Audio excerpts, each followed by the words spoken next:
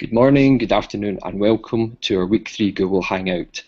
Today you're going to hear from Dr. Michael Higgins and Dr. Eamon O'Neill on improving your writing.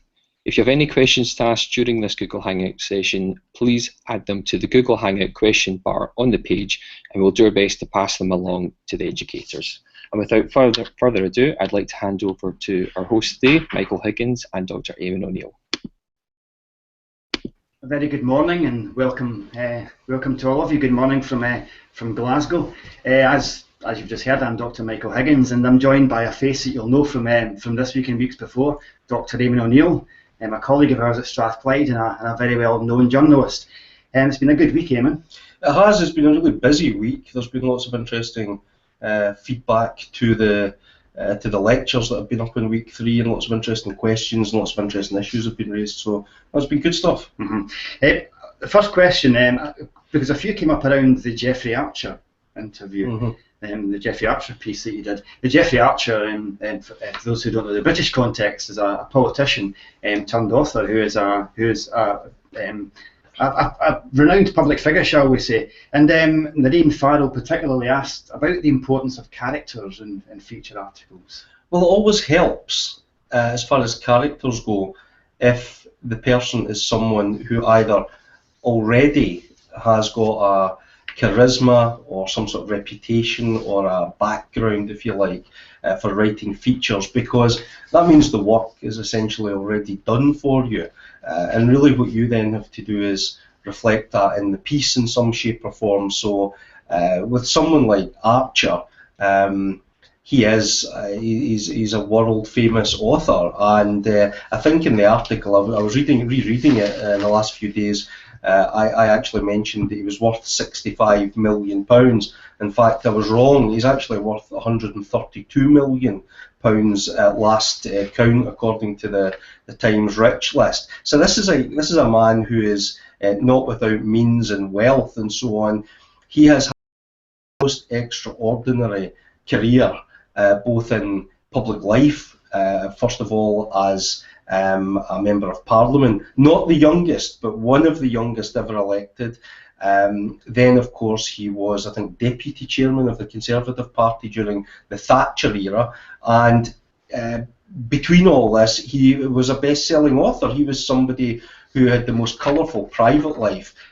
When he was a very young man, still in Parliament, he actually went bankrupt because of poor investments in a company called Aquablast, and he lost all his money. And at the end of that process, he actually sat down and decided to write a bestseller called Not a Penny More, Not a Penny Less, about somebody that lost all their money in shares and in a bad investment decided to get it all back through a sort of sting. And he went to the top of the bestseller charts. So Archer had two careers running simultaneously, Michael. He was both a public figure, an elected public figure, and then he was this worldwide best-selling author, particularly with his breakthrough book Cain and Abel, which is a fantastic book, incidentally. If I'm going to recommend one Archer book, read Cain and Abel. It's a great story. But of course, he had this fall from grace, which involved him being accused of procuring the services of a prostitute, and then there was some money changed hands with the woman in question and somebody who was a friend of Archer's. He sued and countersued, and to cut a very long story short, he ended up losing his political career. He eventually later on also went to jail, and in between times he still manages to stay at the top of the international bestseller charts for his fiction. So when you've got somebody like that, the work's already been done. It's a gift to you as a feature writer. If you can't actually reflect that, weave it into your article, then it's time to get out of show business. But occasionally you do come across people who are not quite as colourful, and it's in other articles, and it's important that you try and write about them as not as characters in a book as such, but it's important that you write proportionately, journalistically, in a human way to make the readers remember them. Even if it's the quietest of people, you've got to render them and frame them in a way that lingers in the minds of the readers. In respect to the nuts and bolts of feature writing, which was, of course, was the focus of this week, Michael Dada and a number of others have too have written about the endings and how they struggled with the endings of their pieces. Have you ever struggled with an ending, and any tips on how you resolve that? Well, first of all, if you're going to do this kind of writing, it's important that you read widely. So some of the best and most famous stories end in certain ways. For example, The Great Gatsby ends in a certain way, and also I was reading recently Hemingway's Fiesta, The Sun Also Rises, which has got a very famous ending as well. So if you read widely, you will spot there are certain techniques and certain, not standard ways of ending something, but classy ways, interesting ways, things that you simply can't forget. And what I often do is, when I'm in the middle of doing an interview with one of the main subjects, one of the main interviewees in my features, what I often find myself doing is listening very intently. I think I said this in one of the lectures. I really listen to what they're saying, and if the theme of an article, for example, is loss, someone perhaps who's lost, someone who's lost a loved one or lost a part of their lives because of something dreadful happening, I listen for that elegant phrase that they say, not me, but they say, which allows me to pluck that and use it as a sort of thematic ending. They'll say something not general, but actually the opposite, something very specific, which I think that's a beautiful, elegant way to finish it. And what's better, it's not my words, it's their words. And that really, I think that's one good way of doing it. Another good way of doing it is to simply really think carefully about what you're trying to say. I'll give you an example of that. When I did a piece on Mike Tyson, I went to see him in Las Vegas, and I spent time around him, around these people. Very difficult interview to do. Anytime I interviewed any member of his entourage, for example, they had 2 PR men on either side of the way that Michael and I are sitting just now. They actually would have 2 guys with tape recorders taping me while I was interviewing the third person. It was absurd. It was to intimidate you and to make sure on the record you had asked everything and made a recording of it, and a recording of the recording. God knows why. But I remember when I went to see Tyson in the gym, his manager at that time, a guy called Shelley Finkel, was not very keen on a journalist being around at all, so I wasn't really allowed to talk to Tyson. But I remember just watching him, and he was over in the corner of the gym skipping, and the music was blasting out, and he was in the sort of shadowed corner of the room, and I remember thinking, I'm going to use that, because that's where he finds peace, in the most unlikely of places, staring at the corner of a wall in a fairly grim gym in the outskirts of Las Vegas, in a sort of industrial estate. It was the most unglamorous location in the middle of Sin City. I remember using the phrase, so I mentioned the phrase, he's in the haunted shadows. And the talking will continue behind his back. It never stops, and that's the only in the haunted shadows of that corner of the room is the only place Mike Tyson could find a little island of peace for himself. So it's things like that you think this will linger. It's representative. It's something that maybe it's a nice poetic phrase, and maybe it's something that the reader, you just try. It's something the reader can take away. This isn't high art. It's journalism. So you've got to, in some way, just say that's good enough. 85%, that'll do fine, and walk away from it. You refer to several points there to the issue of accuracy around interviews. That Mike Tyson is a number of prominent interviewees are very keen to maintain their own record. This relates to a question that came up on Twitter from James Hilliard, which is to do with the status of shorthand. Now, how important is shorthand for the contemporary journalist? It's not. It's a great thing to have. It's like having a power pack for your computer. It's really good when you've got it, and if you don't have it, it might loom large. You think, damn, I wish I had that. I've been 25 years. I taught myself shorthand, and in 25 years, I think I've used it twice, and I think the 2 times I used it on both occasions, one was to actually remind myself I could still do it, so I could still do the alphabet and so on, and the second time was the edges of a court case that I was involved in. Really, if you're a journalist, it's a handy thing to have. It's a useful thing to have. Is it necessary? No. But having said that, if in certain countries like this one, like Scotland and like the rest of the UK, if you're in a court of law, you're not allowed to tape record it. It's rather bizarre. You are allowed to tweet what's going on in a court case, but you can't record it.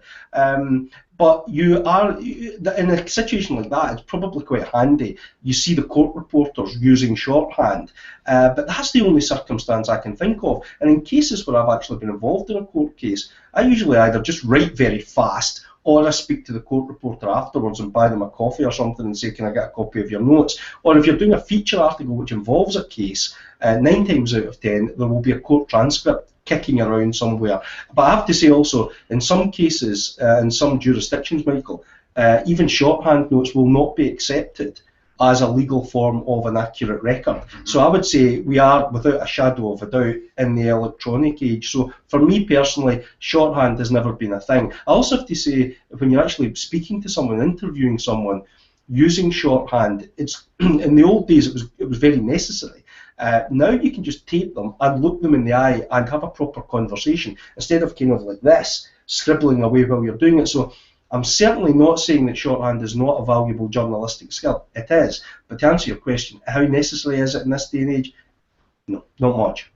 Okay, we have a live question from Sarah Villavial, which concerns what's the best way to go about giving or pitching an article to a publication. Should you send them the complete special feature article? Should you send them the complete article? Should you send them a draft, an outline? It just depends on the circumstances. It depends on the publication.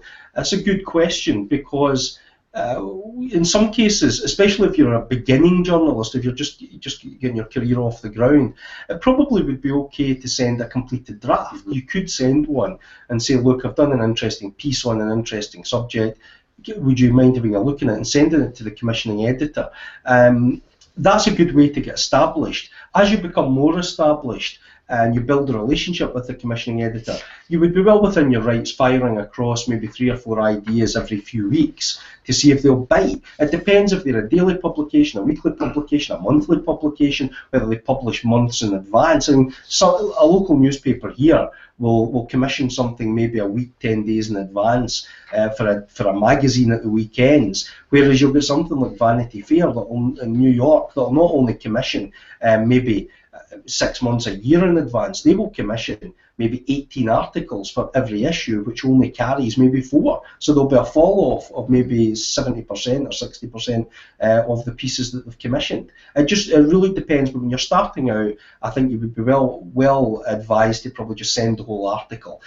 Later on, when you build a relationship, you can just pitch the ideas. I hope that helps. We have quite a technical question from Natalia Rivas, which is whether it's correct in a feature story to use phrasal verbs. These are verb combinations such as thinking over, put up with, those kinds of things. More features of conversational speech, and maybe this is to do with the issue of wordiness, how many words you have. But in general, when do you use those in features? Is it a matter of judgment? It really depends. I think if you're going to use phrasal verbs, I think it's okay if you're reflecting speech and speech patterns, and it's not good practice to tidy up somebody's language too much, because you may in some shape or form do 2 things. One, you might remove the speaker's meaning and intentions from the language in your effort to write good English. Secondly, also removing those kind of characteristics from a piece of dialogue or an encounter or someone just making a statement can also remove the special character of the speaker. I mean, I've spoken to some people who mangle the English language like nobody's business. And famously, the MP John Prescott was known for speaking in his own language. And the shorthand takers in the House of Commons used to translate it into readable English. But when you actually read or listened to the actual statement he made, it bore no resemblance to what came out the sort of machine of the note takers at the other end. It's kind of similar with journalists. I wouldn't tidy up someone's language too much. I would leave it. But when it comes to your own writing, it's entirely up to you. Feature writing is quite a creative, expressive sort of place in journalism, so it's entirely up to you how you want to express yourself. Somebody might take it. I mean, my English is far from perfect, but it can be quite workmanlike. But remember what Hemingway said: it's good to sometimes, why use a $10 word when 2 $5 words will do just as well? So I stick with workmanlike language, and I would advise the same. Both Alan Gardner and Fran Villarino ask, what's the most interesting story you have ever done? Oh, goodness.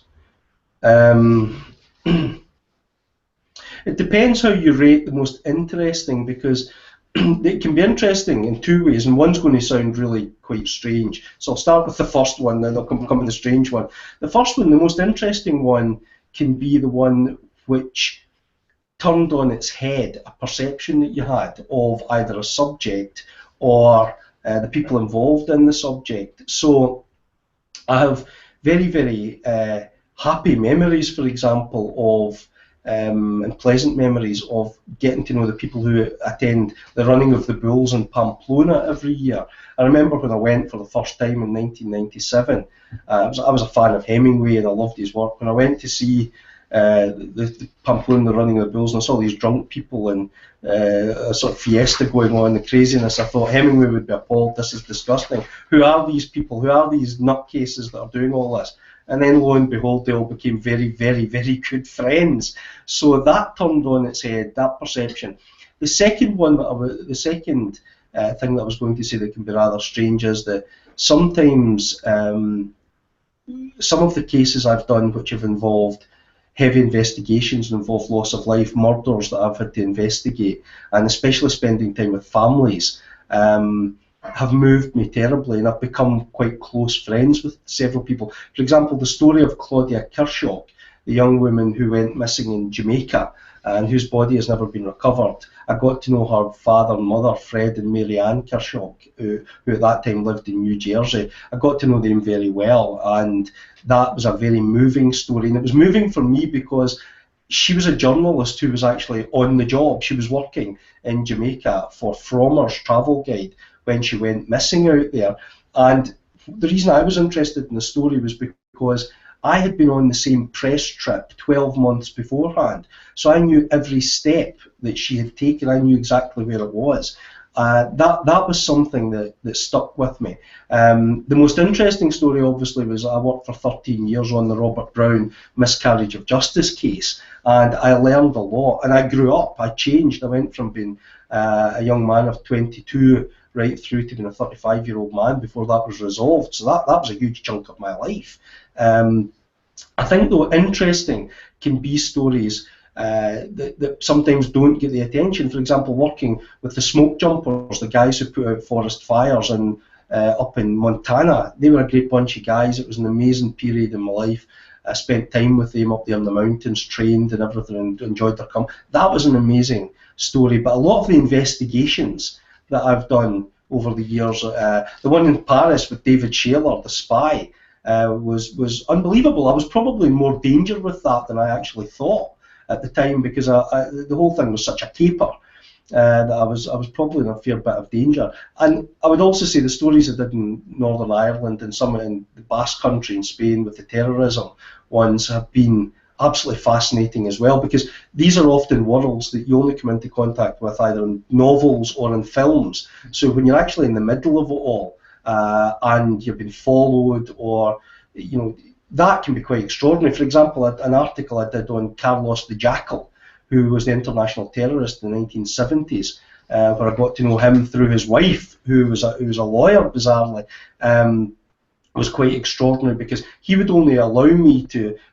do an interview with him over letters if I agreed to furnish him with, wait for this, Cuban cigars. So I had a friend who happened to be filming in Cuba a documentary about the Cuban Missile Crisis involving President Kennedy and Fidel Castro, and I was able to send an email to him and say, could you grab some Cuban cigars, please? He said, it better be for a good reason. I said, well, it's for Carlos the Jackal to do an interview with me. And the cigars arrived and they were sent to Paris. They went to La Santé prison in Paris and he agreed to the interview. So that kind of process stuff is the stuff that stays with you, simply because it's so wild and kind of out there.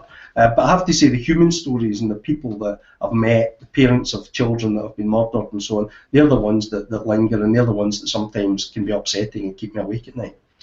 Question from Abdu Merin Ali, which is, if you're interviewing a prominent person, let's say a prominent businessman, and you turn up there and you're given their private secretary or their PA to deal with instead of them. In terms of your professional ethics, how does one deal with a situation like that? I would just very politely extricate myself as fast as possible and then send a particularly stinging email in the most polite terms saying, don't treat me so disrespectfully ever again. It happened actually with, of all people, with a bullfighter that I had to interview in Spain, who I remember being a young, polite man. Second time I went to interview him, he turned into a bit of a rock and roll star. Everywhere he went, he was on billboards selling jeans and things like that. And he kept me waiting for 3 hours, and I was not in a good mood. And when he came downstairs, he not only kept me waiting, but there was a queue of journalists behind me, and the young lady behind me, shall we say, was wearing rather interesting garb that day, which mostly involved high heels and leather. So he immediately looked over the top of my head and thought, I'll speak to her instead. But I'm afraid to say he rang the wrong bell at that point, because I completely exploded and told him not to be so bad-mannered in front of everyone that reminded him I'd known him since he was young. So at that point he grovelled, and the interview took place rather more promptly. But for the most part, you've got to be the judge. Having said that, I've been kept waiting on people's doorsteps for hours. But it depends on the circumstances, because sometimes people have genuine reasons for being late or tardy or something. You've got to take each case in its merits, but I don't like being pushed around. I don't think journalists should take too much nonsense, because if we don't take ourselves seriously, no one else will. Karuna asks about that blank screen syndrome. How do you deal with writer's block? We all have our own ways. What's yours? I don't have it. I've never had writer's block in my life. That's for writers. I'm a journalist. I don't have an artistic muse. My motivation is my wages. That's it. That's the answer. The tip I always give to my students, and I'm an academic writer, is to never start at the beginning and never start with the ending. Start in the middle. Start with that one line that you're determined to get in there, because we all of us have the sentence that you think, I'm going to write something that will enable me to use this fantastic sentence. If you have such a sentence, write that sentence and build outwards from there. But don't be intimidated, by having to say something profound to start off with. If you can't say something profound, say something every day.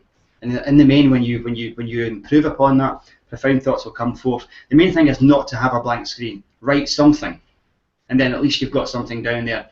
Go and have a cup of herbal tea. Come back, and you'll find that more words will flow. Profound thoughts will come forth. Write that down somewhere and read Michael Higgins' work and see if you can spot the profound thoughts that came forth. Thank you, Eamon.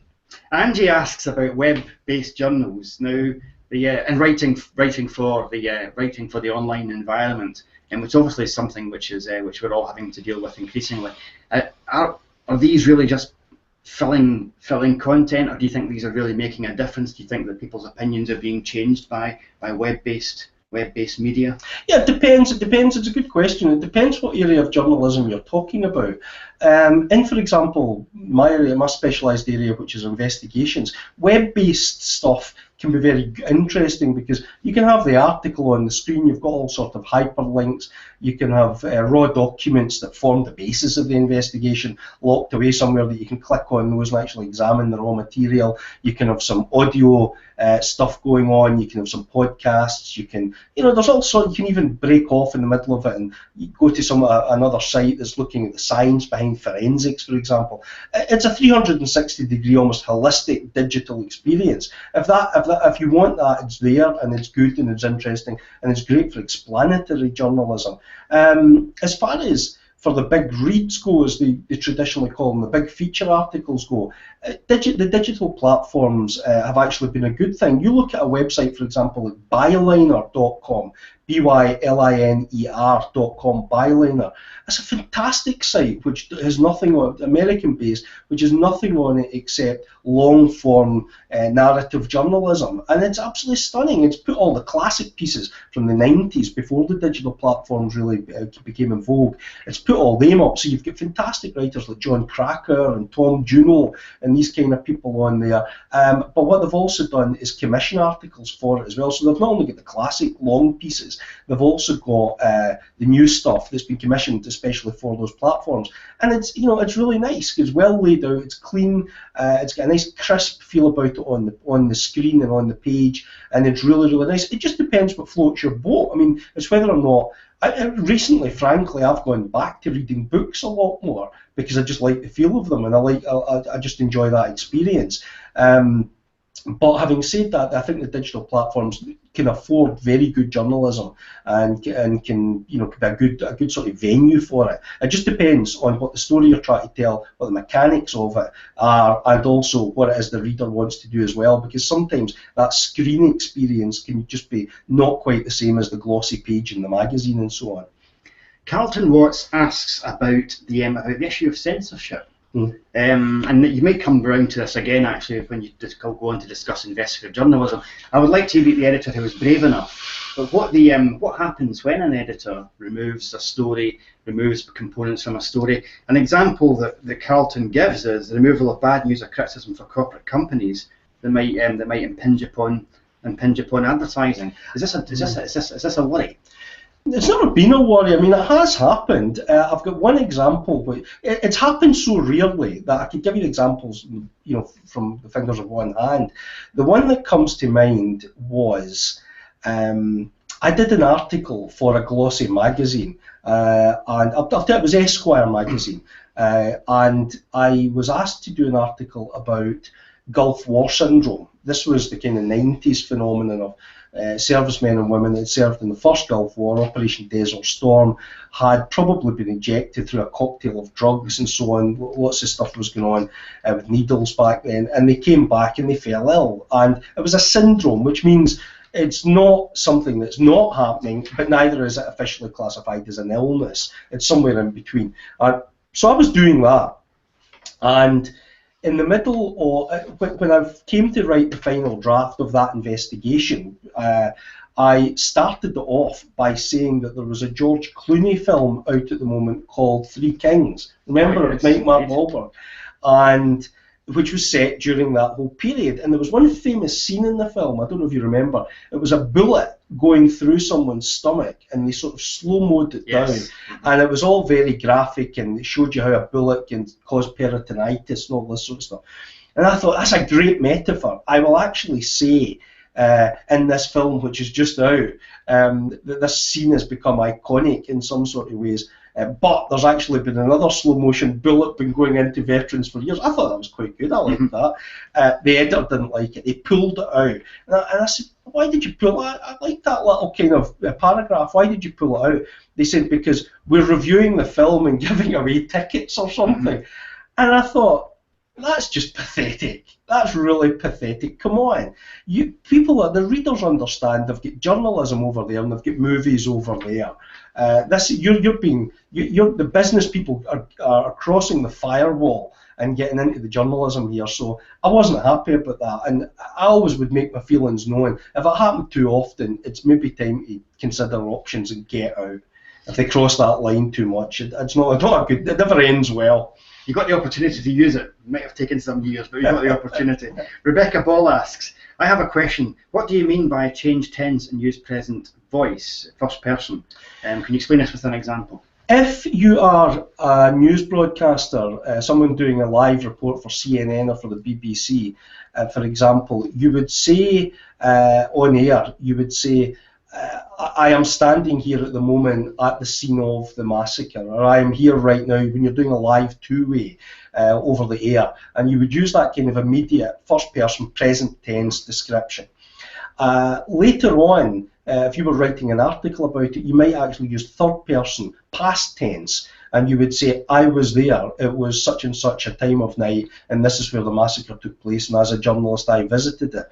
I've always felt that when you're starting an article or breaking into passages where you've actually experienced something yourself, you've been to the scene, you've been out in the field, it's nice to use that first person present tense because it adds immediacy, it adds an edge, it adds a sort of an element of unpredictability. I am standing here, I am walking, it is cold, it's starting to rain, I am feeling nervous, ... And then you can go into another section which is third person past tense, which is a much more reflective, traditional, look over the shoulder and controlled way of writing. But those blocked out sections where you've maybe done the reporting, you've been out to the place, you've stood there, you've watched the thing happen.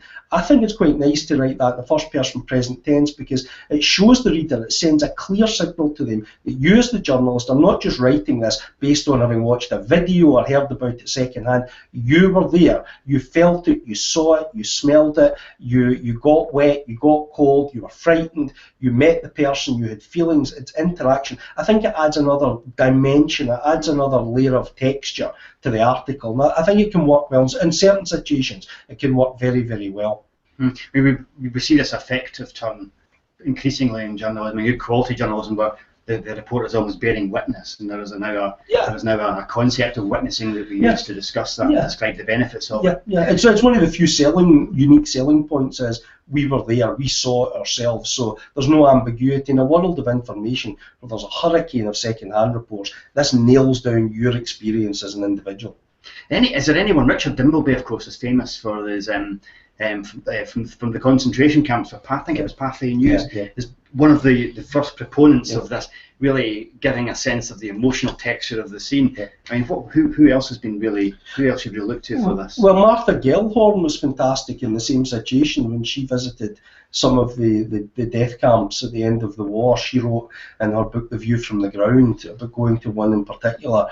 She's very famous for doing that. Some of the new journalists were very famous for doing that as well. Hunter S. Thompson did it in a gonzo kind of way, but there's been any number of fantastic reportage journalists down the line, the people that actually got out in the field and went there. And there's the big hitters. There's huge ones like John Simpson for the BBC, Jeremy Bowen in his war reporting as well. Over in the United States, there's been reporters like Tom Juno. Scott Anderson is somebody I would advise you to look out for. He's a fantastic journalist. These are, Joan Didion did it out in the States as well. These are people that really got out in the field and write from their own perspective. They bring their own analysis and their own sensibility to the reports. I mean, the place is full of them. John Cracker, fantastic, another brilliant journalist who's been at the top of the bestseller list. So there's plenty of choices out there for that kind of work. Alan is working for a local volunteer political newspaper. But it's finding that local politicians lack transparency when it comes to dealing with them. I'm shocked there's gambling going on in here, Michael. My goodness me. Politicians lacking transparency. Goodness gracious. How do you deal with this? I mean, my own response would be almost to, and this may be too glib, but almost to make the lack of transparency the issue. If the politicians don't want to talk to you, then run a story about the politicians not wanting to talk to you. How would you like to respond to that? I would just put it front and centre, and I would just say, without a doubt, Alan, what you need to do is just say, here's the story, here's the issue the story throws up, here's the questions arising from the issues that the story throws up, and he wouldn't call back, she wouldn't answer the questions. They call that in broadcasting empty chairing them, which means you just swivel the camera around and say they were meant to be here but they never showed up. It's part of their job in a democracy to answer questions that you put to them, legitimate questions of journalistic and public interest. If they don't answer it, they're failing in a part of their job. So you've just got to constantly pound away and keep doing that. A supplement to that question, like a famous beer ad, is investigative journalism particularly trying to reach the parts that the legal system can't reach? Yes, I mean, that's a really good way of putting it. Investigative journalism can actually succeed. I've seen so many examples of this. It can succeed where the legal profession, politicians, any number of agencies fail, any number of initiatives fail. Investigative journalism can succeed, and it succeeds for a simple reason. It makes it more painful for the person to do the wrong thing than it is to do the right thing in some ways, because it's amazing. I never seem to be amazed after 25 years doing it, how an article in a paper will make somebody jump, and they jump despite the fact that you've had lawyers going to them, you've had politicians talking about them in public forums, you name it. But the minute you put their name in the first paragraph and the second paragraph of a paper or in an online piece or something, they will suddenly jump. It's amazing how shallow people can be, because they will not do something for the right reason, but the moment they think their image is going to be hurt in some shape or form, they will jump when it goes into the press. And it's incredible. You would think with so much journalism and so much information, all the rest of it out there, that people would say, that'll have a half-life of 7.5 minutes, that story. No, the investigative journalism really can cut through everything, where there's legal stalemate, where there's political stalemate, and say to people, this is what's happening. You don't know about this. It's been off the scene somewhere. This is what's happening. And when you put it in print, you publish it, you watch what happens. It's astonishing how quickly the gridlock will suddenly start moving. Now, there's no one better positioned to answer this question than you. Nato Sage asks, what are the most important steps when writing an investigative article that deals with homicide or serious crime or crimes against the person? Get the facts right. Get the person, I know this is going to sound really glib, spell the victim's name properly. People, it's the last thing that you might ever appear in print about somebody that's been murdered or so on in a homicide. What you've got to do is make sure you get the details, get the age, get the address, pay attention to that, because the relatives will be terribly hurt if you can't even get the basic things like an ethnic name spelled properly, or an accent above a letter or something. Get it right. And also, if you don't know something, don't be speculative about it. Say, this is what we understand, or this was the allegation. Just make sure that it's better to leave stuff out than put the wrong things in, and be very respectful to the deceased. Even if it's a so-called criminal that's been killed or murdered, be respectful, because for that period of grief, you can either you can add to the grief and give them an increasingly worse week of their lives, or you can be the person that cuts through it and gives some clarity and proportion about it. So you've just got to be very careful and sensitive about it as well. Mm-hmm. Who should our participants go and read for the very best there is in feature writing? And actually, you may want to talk, because you'll be talking about investigative journalism later. So perhaps you could offer us a few tips. I would say some of the best stuff is in a collection called The New Journalism, which was published by a chap called Robert Boynton. He was the editor of it, and it contains some of the best feature writing I have ever read. And I happen to know some of the journalists that did it. I was very fortunate, and I know some of the stories behind the stories, but the quality of writing is magnificent. That's The New Journalism by Robert S. Boynton. It's a collection. He edits it. Apart from that, I would suggest individual journalists like Tom Juno, Esquire magazine, United States, Michael Lewis, Vanity Fair magazine, absolutely magnificent. And I would also say as well, have a look at Scott Anderson and Sebastian Junger, who is fantastic writing as well. Absolutely world-class stuff. Well, thank you very much, Eamon, and thank you to you for joining us. This will be available for you to watch again on YouTube, and please do feel free to share it with your friends and fellow participants, and keep the feedback coming. It's been great reading it over the last week. Absolutely, I really appreciate everyone's enthusiasm and all the comments. Please keep them coming. We hope you enjoy the